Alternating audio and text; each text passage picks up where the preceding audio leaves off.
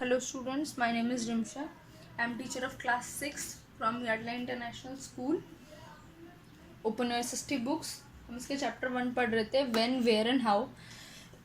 इसमें हम हिस्ट्री के बारे में पढ़ रहे थे. हमने अब तक टॉपिक कवर करे मीनिंग ऑफ हिस्ट्री का जिसमें मीनिंग बताया. नेक्स्ट कि हम हिस्ट्री क्यों पढ़ते हैं, हमें क्यों पढ़नी चाहिए, क्यों इम्पोर्टेंट है. नेक्स्ट डेट्स, हिस्ट्री में जो डेट्स हैं वो कैसे क्लासीफाई की जाती हैं. डेट्स हिस्ट्री में जो टाइम फ्रेम्स होते हैं कैसे कैसे पीरियड्स डिवाइडेड हैं. नेक्स्ट जो जोग्राफिकल फीचर्स हैं हिस्ट्री के वो पढ़े थे. और फिर पढ़ा था हमने सोर्सेज ऑफ हिस्ट्री के, हमें हिस्ट्री पता कहाँ से चलती है. तो हिस्ट्री के दो सोर्सेज हमने पढ़े थे, लिटरेरी एंड आर्कोलॉजिकल. ठीक है, लिटरेरी सोर्स वो होते हैं जो भी हैंड रिटन रिकॉर्ड्स होते हैं हमारे, वो होते हैं हमारे लिटरेरी सोर्स. ठीक है, अब देखिए लिटरेरी सोर्स भी दो पार्ट्स में डिवाइडेड है, रिलीजियस एंड सेक्युलर. तो हमें आज यहाँ से पढ़ना है रिलीजियस लिटरेचर से कि what is religious literature. Okay, तो these are the sources material written in the various languages like Sanskrit, Pali और तमिल. जो रिलीजियस लिटरेचर है वो उसकी कोई हमारी अभी की कॉमन लैंग्वेज नहीं है, वो हमारी वो लैंग्वेज है जो पहले के टाइम में ज़्यादातर जनरली यूज़ की जाती थी. तो जो पुराने मटेरियल्स हमें मिलते हैं वो ज़्यादातर या तो संस्कृत में होते हैं या पाली में होते हैं या फिर तमिल में होते हैं. मतलब जो लैंग्वेज पहले के टाइम में बोली जाती थी उसी लैंग्वेज के अंदर जो हमारे मटेरियल्स हैं वो उसी में ही लिखे हुए हैं. ठीक है, वो रिलीजियस, क्योंकि वो रिलीजन से रिलेटेड होंगे तो इसलिए वो उनकी अपनी जो पर्टिकुलर कम्युनिटी की जो लैंग्वेज है उसमें ही वो मटेरियल्स लिखे हुए हैं. These sources throw light on the teaching of various religions. ये क्या है, ये जो मटेरियल्स हैं ये उस पर्टिकुलर उस रिलीजन के बारे में बताते हैं. ठीक है, जो रिलीजन क्या सिखाता है, क्या नहीं सिखाता, क्या बात सही है, क्या गलत है, वो ये जो सोर्सेज हैं वो उस रिलीजन के बारे में बताती है. ठीक है, they provide important information about the advent and development of different religion. जो उसमें इंफॉर्मेशन दी हुई है इम्पोर्टेंट, वो सारी हमारी किस बारे में है कि जो रिलीजन है वो कैसे डेवलप हुए हैं, कैसे वो आगे बढ़े हैं, कैसे वो फैले हैं, लोगों तक पहुँचे हैं, कैसे लोगों ने उनको एक्सेप्ट किया है. तो ये जितने भी लिटरेचर है रिलीजियस लिटरेचर वो सारे उस रिलीजन के बारे में है, किसी भी पर्टिकुलर रिलीजन के बारे में कि वो रिलीजन लोगों तक कैसे पहुँचा और उसमें किस तरह से टाइम टू टाइम चेंजेस आए हैं. Many books contain religious themes. कुछ बुक्स ऐसी हैं जिनके प्रॉपर एक थीम्स हैं, मतलब ऐसे नहीं हुई है कि किसी भी रिलीजन के बारे में लिखा हुआ है, उन रिलीजन्स की प्रॉपर थीम्स हैं. ठीक है, किस पर्टिकुलर थीम पे वो लिखा हुआ है.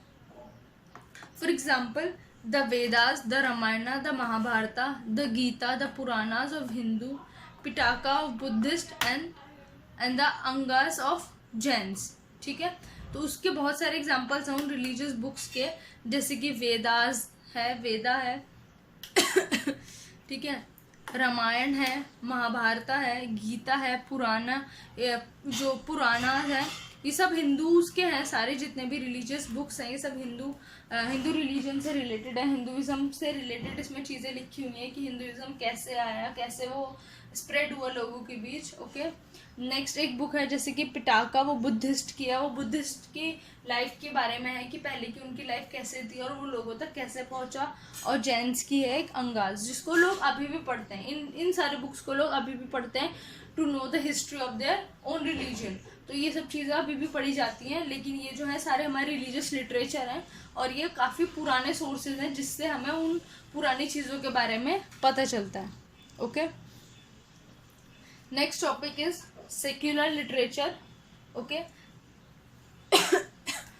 Secular literature are those which are not connected to any religion और फेथ. सेक्युलर लिटरेचर वो होता है जो किसी भी रिलीजन या किसी भी फेथ से कनेक्टेड या रिलेटेड नहीं है. ठीक है, सेक्युलर लिटरेचर में पर्टिकुलर किसी एक जगह के बारे में, किसी कंट्री के बारे में है या फिर किसी पर्टिकुलर टॉपिक के बारे में है, वो बिल्कुल भी रिलीजन से रिलेटेड नहीं होता. ठीक है, these include poetry, drama, the accounts of foreign travellers, the works on science, grammar and politics. अब इनमें सेक्युलर में जब रिलीजियस नहीं होता तो इसमें होती है हमारे पोइट्रीज, जो उस टाइम पे जो पोइट्स है जो पोइट्रीज लिखा करते थे उन पोइट्रीज के बारे में है, उन ड्रामास के बारे में जो ड्रामे लिखा करते थे, यानी कि जो प्लेज लिखा करते थे, फॉरेन ट्रैवलर्स के बारे में कि जो पहले के फॉरेन ट्रैवलर्स यहाँ पर आया करते थे, उन्होंने क्या क्या चीज़ें सर्च करी, उन्हें किस किस चीज़ों के बारे में पता चला, तो फॉरेन ट्रैवलर्स के बारे में है। उस टाइम में साइंस के ऊपर क्या क्या काम करे गए। अब जो है साइंस वो काफ़ी ज़्यादा एडवांस हो चुकी है, उसकी बहुत डिफरेंट चीज़ें आ चुकी हैं, बहुत टेक्नोलॉजी बढ़ गई है, लेकिन पहले के टाइम पे भी छोटी छोटी चीज़ों पर वर्क किया जाता था अपनी चीज़ों को कन्वीनियंट बनाने के लिए, अपने काम को आसान करने के लिए। तो उस टाइम पे जो साइंस पे वर्क किया जाता था उनके बारे में है ग्रामर एंड पॉलिटिक्स। उस टाइम पे पॉलिटिक्स बहुत ज़्यादा होती थी और ग्रामेटिकल यूज़ होता था, जो लैंग्वेज में ग्रामर यूज़ की जाती थी, और जितने भी पॉलिटिशियंस थे पॉलिटिक्स करी जाती थी, वॉर्स होती थी, उन सब के बारे में भी सेक्युलर लिटरेचर में ही लिखा होता है। ठीक है, some examples of secular literature are Kautilya's Arthashastra on the theory of administration and Kalidasa famous play Abhijnana Shakuntalam. तो कुछ सेक्युलर लिटरेचर हैं, जैसे कि हमारी कौटिल्या's अर्थशास्त्र, ये एक बुक है जिसमें उस टाइम के बारे में, उसके एडमिनिस्ट्रेशन के बारे में एक थ्योरी दी हुई है। तो ये है हमारी एक लिटरेचर। और एक है कालिदास की, एक है अभिजनना शकुंतलम। ठीक है, इसके प्लेस अभी भी प्ले करे जाते हैं स्टेजेस पर। तो वो कालिदास ने लिखा था, वो भी एक सेक्युलर लिटरेचर है जो उस टाइम से रिलेटेड है, उस टाइम के हिसाब से, उसके माहौल के हिसाब से ये प्लेस या ये बुक्स उस टाइम पे लिखी गई थी। ठीक है, next topic is archaeological sources. The remains of the past, such as pottery, tools, weapons, coins, etc., when extracted from the earth, reveal about the past. मतलब पुराने ज़माने की जितनी भी पॉटरी मतलब जो भी मिट्टी के बर्तन बनाए जाते थे, वो जो पॉटरी या उस टाइम के जो टूल्स मिले हैं या कोई वेपन्स या कॉइन्स मिले हैं, ये सब क्या है, हमारे ज़मीन से मिले हैं। ठीक है, ज़मीन से खोद के उन्हें निकाला गया है, वो सब हमारे पास्ट के बारे में बताते हैं। ठीक है, हमारे पास कोई ज़्यादा सोर्सेज तो है नहीं हिस्ट्री के बारे में जानने के लिए, इसलिए इन सब चीज़ों की स्टडी की जाती है। पुराने ज़माने की पॉटरी, टूल्स, वेपन्स वगैरह की स्टडी की जाती है, जिससे हमें उस पास्ट के बारे में पता चलता है कि पास्ट में इस तरह की चीज़ें लोग यूज़ किया करते थे, लोग इससे ये काम करते थे, वो काम करते थे। तो हमें ये सारी चीज़ें क्या कहते हैं, हमारे ज़मीन के नीचे से मिले, जिसे निकाल के इनकी स्टडी की जा रही है। The study of this is called archaeology. मतलब जो इन चीज़ों की स्टडी होती है, इन जो पुराने रिमेन्स होते हैं उनकी स्टडी होती है, उसको बोलते हैं हम आर्कियोलॉजी।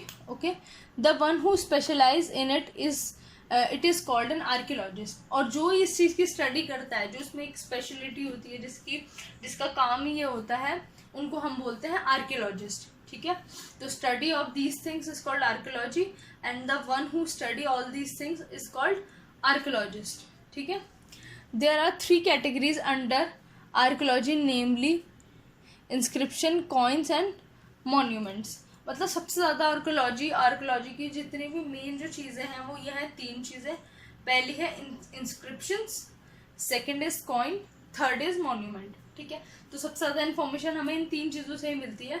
इंस्क्रिप्शंस तो होते हैं हमारे, जो चीज़ें हमारी लिखी हुई होती हैं कहीं पर, ठीक है, जैसे कि बार्क पे लिखी हैं, किसी रॉक पे लिखी हुई हैं, उनकी नक्काशी करके उस पर लिखा गया है, तो वो तो होती है हमारी इंस्क्रिप्शंस।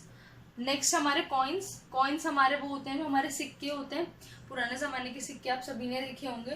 तो जो कॉइन्स होते हैं उनसे भी पता चलता है कि पुराने टाइम में क्या कॉइन चलता था, कौन से राजा की जो फोटो है उस कॉइन पर है, या किस मटेरियल का वो कॉइन बना होता था। ठीक है, उससे भी पता चलता है। थर्ड है मॉन्यूमेंट्स तो पता ही होंगे आपको, सब कुछ हमारे दिल्ली में इतनी सारी मॉन्यूमेंट्स हैं। वो मॉन्यूमेंट्स कैसे बनी, उनका कौन सा रॉक उसमें यूज़ करा, किस तरह से वहाँ पे वर्क किया गया, कहाँ पे सोना था, कहाँ पे चांदी थी, यहाँ पे किस तरह के डिफरेंट टाइप के रॉक्स लगे हुए थे, या किस तरह के स्टोन्स लगे हुए थे उसमें। तो सारी चीज़ें हमें मॉन्यूमेंट से पता चलती हैं। तो ये है हमारी मेन तीन चीज़ें जो आर्कियोलॉजी में यूज़ होती हैं। आर्कियोलॉजिस्ट इन सब चीज़ों सबसे ज़्यादा इन्फॉर्मेशन गैदर कर पाते हैं। ठीक है, आई होप आपको समझ आएगा कि आर्कियोलॉजिकल सोर्सेज क्या होती हैं। नेक्स्ट क्लास में हम इसको डिटेल में पढ़ेंगे, इंस्क्रिप्शन, कॉइन्स और मॉन्यूमेंट्स के बारे में। तब तक आप यहाँ तक याद रखना। ठीक है, और अगर हो सके तो ये मेन चीज़ें हैं, इन सबकी आप डेफिनेशन अपनी नोटबुक्स में लिख लेना, और इनके एग्जांपल्स भी अपनी नोटबुक में ज़रूर लिख लेना, ताकि आपको ये सब चीज़ें याद रहें कि ये सब चीज़ें हमें कहाँ से मिली थी और कितने तरह के सोर्सेज होते हैं और हमें पूरी हिस्ट्री के बारे में कैसे पता चलता है, ये इंस्क्रिप्शन से हम नेक्स्ट क्लास में पढ़ेंगे। ओके।